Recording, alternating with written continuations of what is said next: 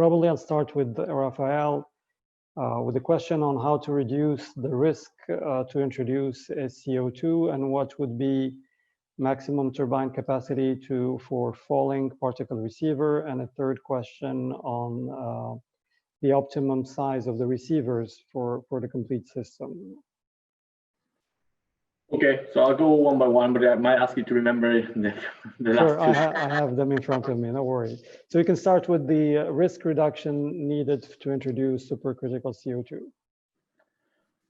Okay, so, and this is, I mean, as per any new technology, I mean, I think that's one of the rationales why we do this project, I mean, R&D project, right? I mean, we try to demonstrate at the 5 megawatt level, I mean, from the thermal side, or 2 megawatt through machinery side, components that can be scaled up, that we can replicate at larger scale so that then they can be commercially deployed at larger scales. But there will be challenges that we will observe already at the small scale. So to mitigate these issues, that's why we are, you know, having R&D projects like this, demonstration pilots. There will be, I don't know, to add to that, I mean, what is the typical risk? Well, you're dealing with pressure, I mean, on the supercritical CO2 cycle side, with components that have pressurized up to 300 bar then.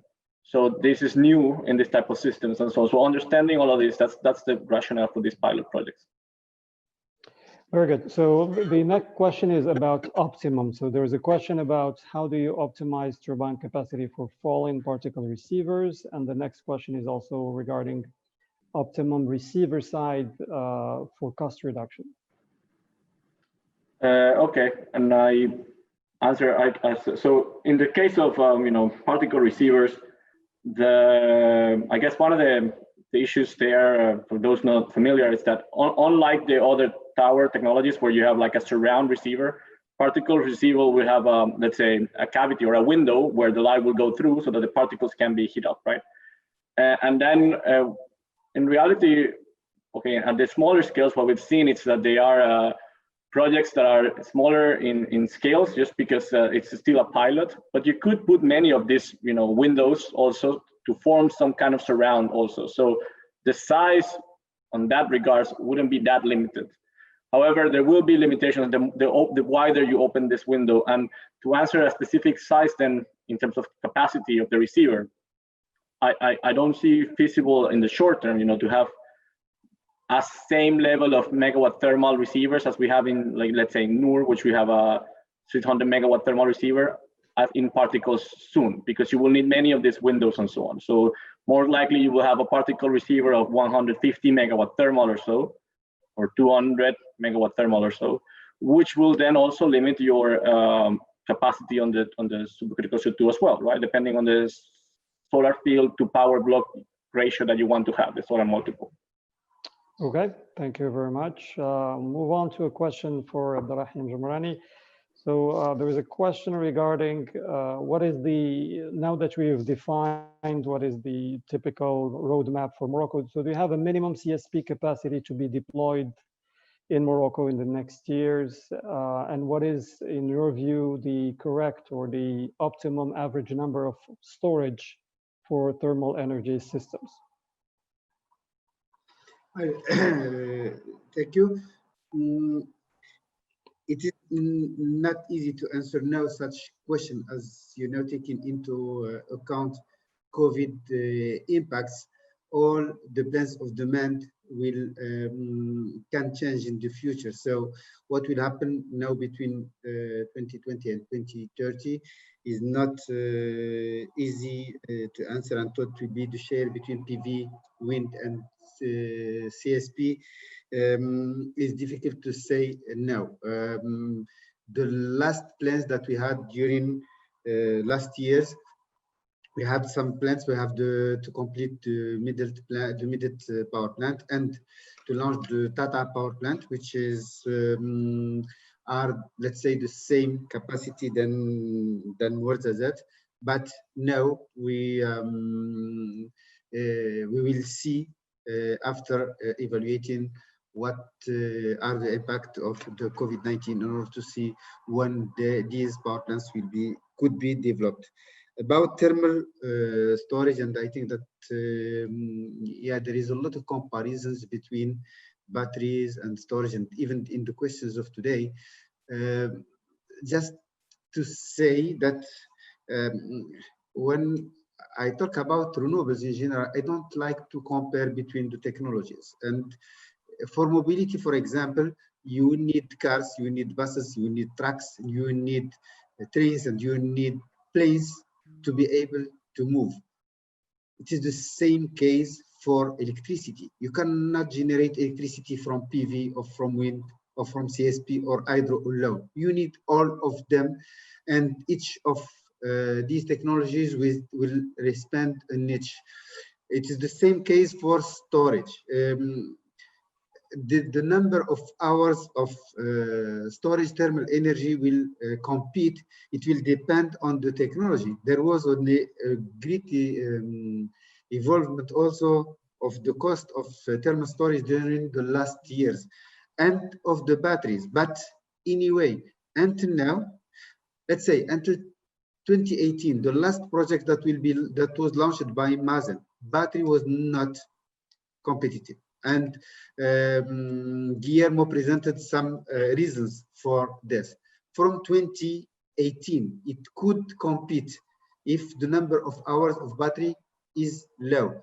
The thermal storage continue to compete if the number of hours is, let's say today, more than 5 hours. What will be the future? I don't know. I cannot read a crystal ball to see what is the future. But anyway, it will depend on demand and on the mix of renewables to see what are the needs. I don't have also all these studies. We don't have any grid that is constructed only of renewables. But from my point of view, from the studies we have done, it is little studies, I think that you will need half an hour because you have some intermittence of wind that is very fast and you need to adjust them, and your battery will be the best solution. Then you will need 1 hour, 2 hours, 3 hours, 4 hours, until 15 hours, because you will, some days you will generate a little of energy using wind, and PV, you will use it only during day. So you will use it during 6 or 7 hours at max. And you will need 15 hours of storage. And this way you will need anyway thermal storage. So we will have all of these technologies. We have not to choose one of these technologies now. And let the scientists, the doctors, there is a lot of doctors here, do their work and give us technologies that are more and more competitive. And I would just ask one question to finish this answer. Who could in 2010 imagine that 10 years after, which means now, cost of PV will be lower than coal? Only fuel, not the power plant. Today, you are replacing a ton of fuel while using renewables at better cost, which was the best cost everywhere to generate electricity. The same case for gas. Who could imagine that we can use electricity from renewables between 7 in the morning until midnight and replacing gas, just gas, allowing a country to not import gas, just it, and to have even the power plant to generate electricity if needed, but allow the country to not import gas and replace it by renewables. Who could imagine it? And I will stop here. Thank you very much. I'm pretty sure if people were able to imagine, they will be very rich because you would make the right investments right before time. But thank you, Abdelrahim. I'll move on to questions for Christina. So we have a couple of questions. The first one has to do with if you want to use CSP hybridization in conventional power plants, it means that it has to be co-located at the same site. But you know that CSP has more favorable environments in deserts, and the wind is also not always available where you need to do hybridization. So what is your approach for these conventional sites that don't have good conditions for solar or wind? That's right. That's right. Basically, you can use the same location if you have a resource available, but basically, you need the land. And this is even much more complicated. This solution is basically analyzing, taking the energy from the grid. So that means that you will use the surplus that exists in a grid where the penetration of renewables is quite high. So that means you can offer a solution to have a dispatchability, a full dispatchability to the grid. So that means that this thermal storage, that is the product in that case, in the carbonization, in this plant for coal application, the product is the thermal energy storage. And you can feed or you can charge this storage with the energy coming from the grid. So the surplus, and that allows to make a good dispatchability from the off-takers. And this is the reason why everybody, Rafael, also Abdurrahim and Guillermo have explained and they have talked about the electrical heater, because this is one of the key components that will be a key player in the future of this hybrid solution. For example, in that case, we are also involved with Rafael in solar school project because it is very important to increase the reliability of this component for industrial application. And this guarantee, this reliability for financial issues came from R&D project at relevant scale. This is very important for industrial player and for EPC companies as Abengoa is. And this product, this component, is the key component in this thermal battery. That is the product that we use for this coal plant. Yep. But the main message is thermal storage is a product itself, and you can use this product in the current coal plant that will be dismantled very shortly with the new decarbonization plant in main countries. And you can charge this thermal storage system with CSP if you have a resource and land availability or any other renewable resource that feed the grid. It's not needed to be in the same location. It's not needed. Okay, very good. So I have a follow-up question on hybridization between PV and thermal, but this time, is there any competitiveness or efficiency for the residential and potentially also industrial application, or is it only utility scale electricity plants?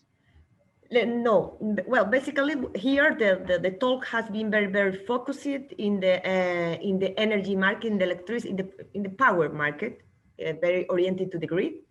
But the solution that we are currently offering is a global solution that includes heat process and industrial heat, and also residential heat and cooling system. So the CSP can offer a solution at different temperature and can offer heat at different temperatures. So can cover different demand, and that means residential demand. So it's very, the global solution that we are offering, and to offer this global solution, it's very important to have enough knowledge of all technology involved in this hybridization. It's very important to have this knowledge, this know-how, and also the software to integrate the different technology in just one solution. This is very important. Can cover grid, but can cover also building, and can offer a solution for a smart city. And this is something that we are offering at this moment, combining a different technology and also combining CSP at different temperature range. Very good. Thank you very much, Christina. I'll move on to Guillermo. I have a couple of questions for you. The first one is related to your institution. So the people would like to clarify whether Masdar is a technology developer, an investment project developer. Could you clarify a little bit more for the audience? Yes, we are a company that invests in renewable energy projects. So we develop, own, and sometimes operate as well the projects. But also, it's also true that we are very focused on R&D and technology development, and we have as well within our department, our company of Masdar Clean Energy, quite an important amount of people dedicated to still investigating and improving or selecting the best technologies to be used later in commercial projects. Okay. The next question has to do with you as an operator. So the places where you have solar abundance are also places where you have water shortages and constraints. So how do you overcome this discrepancy, and what is the best in terms of cooling and cleaning for the CSP in desert areas? Mm-hmm. This is true. However, I mean, there are many applications of CSP in particular, and also PV as well, where there are features that can be introduced to reduce quite a lot the amount of water consumption. One in the direction, as you were already mentioning, through the cooling of the steam cycle design. So in this case, the use of air-cooled condensers. But others can be envisioned as well, and that they are used commonly, and we are using as well, plan to use as well in new developments, which is, for example, the reuse of drainages of the steam cycle. This is something that can be used by redesigning the power and the water treatment plant, and taking into account that this water could be reused, or for example, all the ventings during startup. There are ways to minimize the steam cycle water consumption. And also on the cleaning side, now even for the PV plants, we are in contact and trying to develop as well, together with contractors and suppliers, ways of cleaning modules without the use of water. This is possible by selecting the right material of brushes and tools, and obviously in coordination with the module suppliers. But in general, it's true. But the lack of, I mean, that the solar is more abundant where the water is more. There are more scarcity, but there are ways to keep the consumption low. Okay, thank you very much. So we'll do a second round of questions, shorter this time, one question per panelist, and then we'll move on to some paper presentations. So there was a question regarding the R&D platform and whether we are taking any potential postdocs or doctoral students. The answer is yes, but it's project related, and there will be posting when we need to hire potential students. So going back to Rafael, the question is whether air could be used as a heat transfer fluid instead of molten salts in order to overcome the technical limitations, or how do you see heat transfer fluid technology roadmap moving ahead? Yeah, my answer will be yes. So definitely air is abundant, is free, etc. I mean, there are issues with air which are okay in terms of thermal properties. It is not as good, but it's free. And then it's designing the components around it. So the receiver, we have reached certain maturity in previous projects in Europe where we have tested volumetric air receivers. They have failed for one reason or another. So there's a lot of work to be done there, and it's happening in different R&D projects in Europe. And then it's also, what do you store, even if you increase the temperature up to 800, let's say, or you can do it beyond, which media you use then to store the heat at that temperature, that it's cost effective today. And then there aren't so many options, but you could think of solid like particles, like waste from other industries or rocks, etc., in a form of pack beds. And that's also being investigated. So we do it at KTH, but also other partners in Europe have investigated that. So it is possible. It is an interesting path, but it's at lower maturity than using molten salt. Thank you very much. So moving on to Abderrahim. There's a question regarding the materials being used in today's CSP plants and whether MASEN improves to or plans on improving the efficiency of the actual materials. Basically, are we planning to upgrade any of the plants that are using molten salts today? Yet the material used for storage is molten salt in Morocco. It is the mature technology that we have. We don't have any other mature technology. There is a lot of solutions, of course, but not an industrial. Now about the improvement. Improving the materials, I don't think that it will be easy in the next year.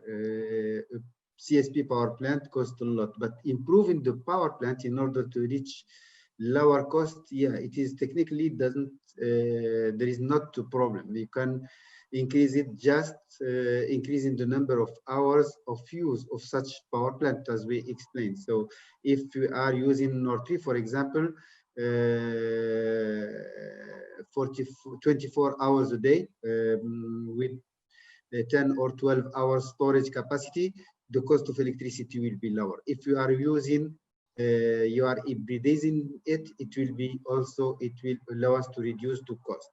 That's about technical point of view. Now, such power plants that are being operating, there is some stakeholders and there is contracts with that are very, very complicated and not easy to manage.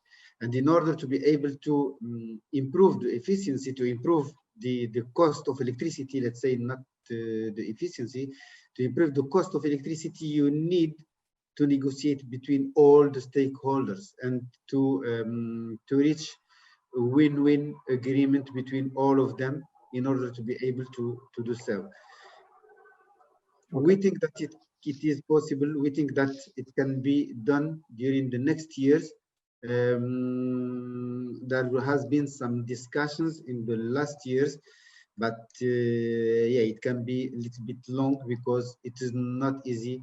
I can assure you that the contracts of such power plants are really, really complicated. Very complicated. So it's not a decision by the technical teams, it's a decision by the lawyers and juridic teams, I guess. Yes. Yes. All right, back to Christina. A question regarding hybridization again that you presented and that's attracted a lot of attention, but the lifespan of the different technologies, PV, wind, and CSP are not aligned. So how do you accommodate hybridization with assets that have different lifespans, and some of them are already in the end of life, some of them have to be reinstalled? How do you imagine this hybridization? That was, I was commented the relevance of having lesson learned and know-how of every technology, because this is an issue. So you need to take into account in order to guarantee the performance model of the hybrid solution during the lifetime of this solution, which will be the role of every technology involved in this global proposal. And basically, this is an issue that we consider and we analyze with our software in order to make the best combination, considering this different availability in terms of durability of technology and lifetime. And it's something that you need to guarantee in the final solution. And that's something that we consider in the design of our hybrid solution, and we consider in the financial model that we help in order to estimate the return on investment. Very good. Thank you very much, Christina. Moving on to Guillermo for a last question on this round. Do you have any teachings or lesson learned from the Gema Solar project on maintenance, requirement, costs? Do you have any major lessons that can be drawn from this first project? Mm-hmm. Well, Gema Solar is an asset that has been operated already, as I said, for 10 years. It had, I think that it has operated quite successfully. Obviously, it has had issues in the past that are also normal for what it was, the first of its kind, totally the first of its kind in a commercial level. We have gathered quite a few lessons learned from that are applied, as I said, to new projects, especially obviously around the, which is more relevant now even for this new hybrid solution, around the hot molten salt part of the plant. Everything that is related to stainless steel, everything that is related to withstanding temperatures in the excess of 560 degrees. From that, we have gathered many lessons learned that allow us or will allow us to not to commit to make the same mistakes in the future. But also related with maintenance is also has been proven that sort of predictive maintenance in many parts of the plant, and especially in some equipments of this side of the plant, is also very important. Might not be the case if you already reached to a viable solution from a technology perspective in all the main mode of failure, but still we believe that the predictive maintenance will be a very important tool that we are including in our O&M manuals for new plants of this kind of technologies. Very good. Thank you very much, Guillermo. So we'll hold off the other questions until the second discussion session. I would like the organizers to turn now to the presentations of the research papers. So we will have a few video presentations that have been pre-recorded that we will be playing on a few recorders. So thank you. Thanks to all.